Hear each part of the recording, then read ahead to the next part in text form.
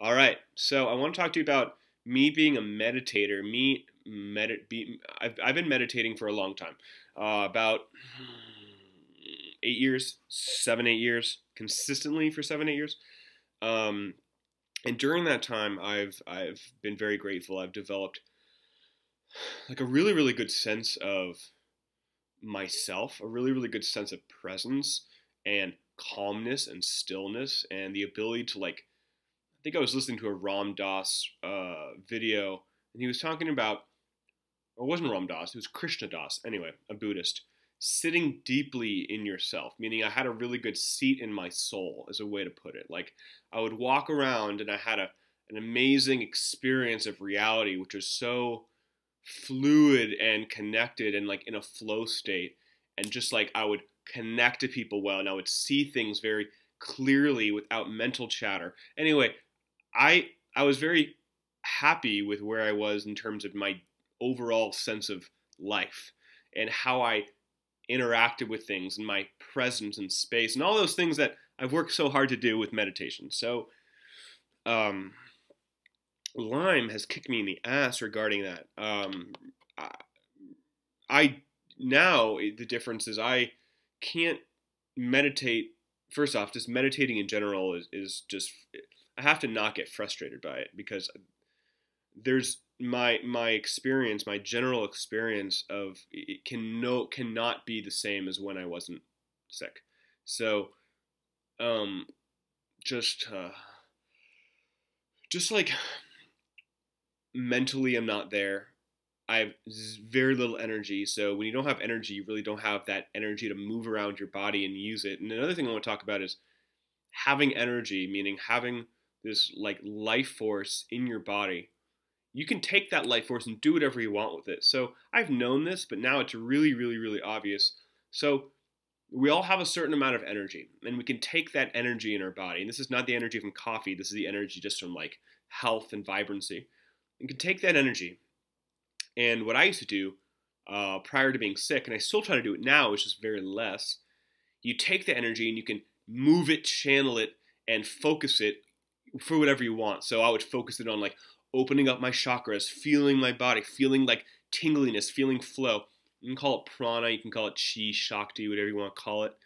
Um, I would use that to channel into just like awareness and focus. And without that life force energy that I'm so lacking, um, it's very, very hard to practice any of those things. And sorry, my ADD brain's going off. Um, State versus stage. I've known about this for a long time, meaning meditation allows you to access to slowly change your stage of presence. So you can take a drug, you can take DMT, or you can do marijuana, whatever, and your state is going to change, meaning your state of experience changes.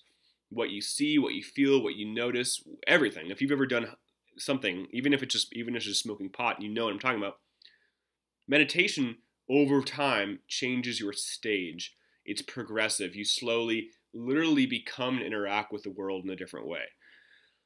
So, one of the many things Lyme has kicked my ass regarding meditation is that getting back to that stage it's not there. I can't.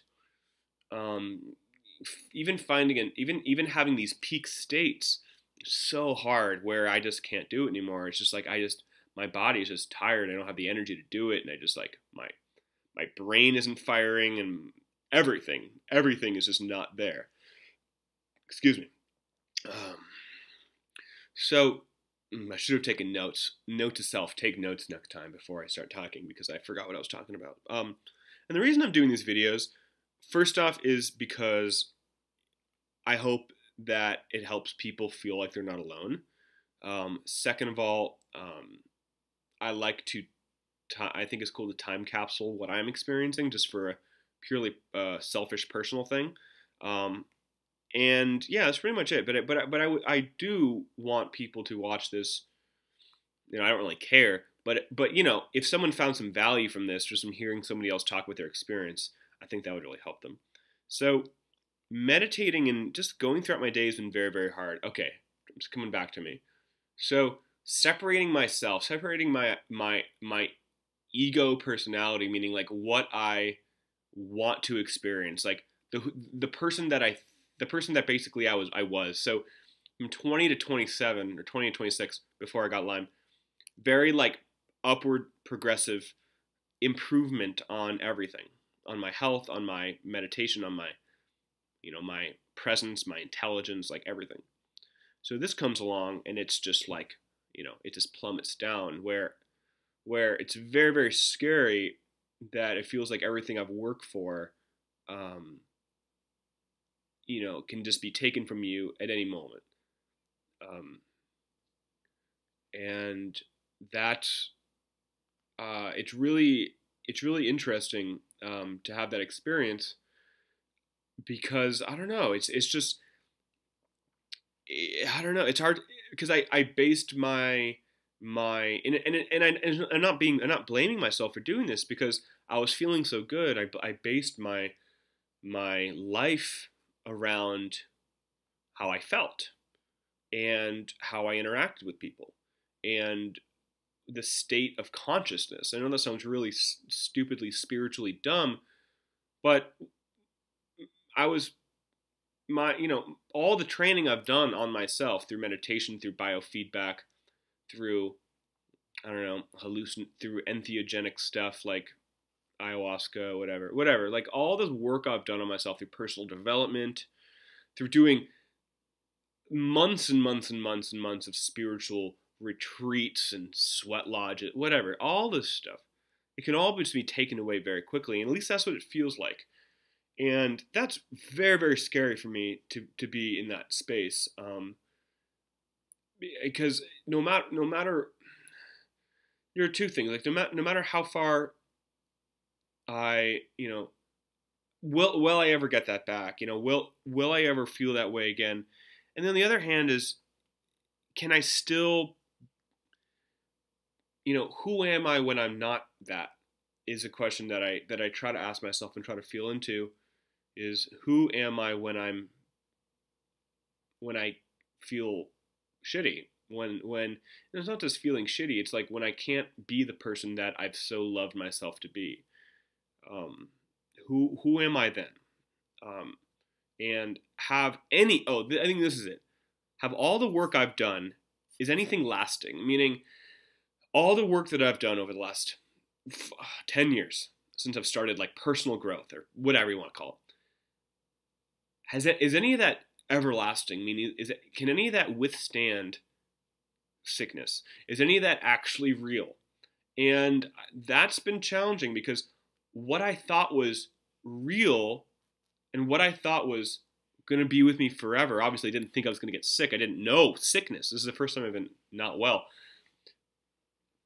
Is everything that I've worked so hard, can that withstand being sick? Or was that only available when I was feeling optimally vital and healthy? That's really what I'm dealing with now. And I want to repeat that, not for you, but for me.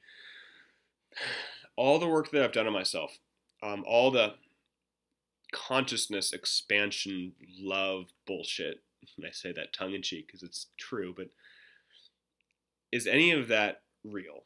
Meaning, is any of that even worthwhile? Can any of that withstand time?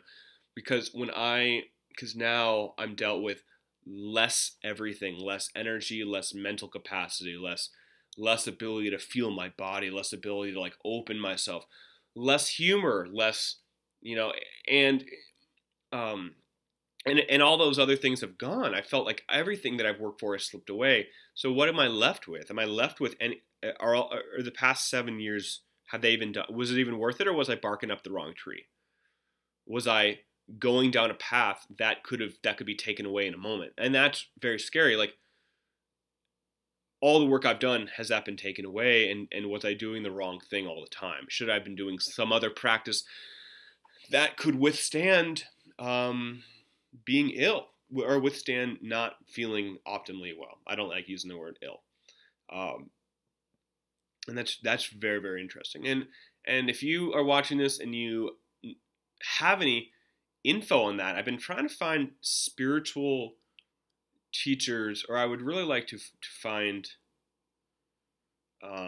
like, I know if you know Ram Dass. Ram Dass is a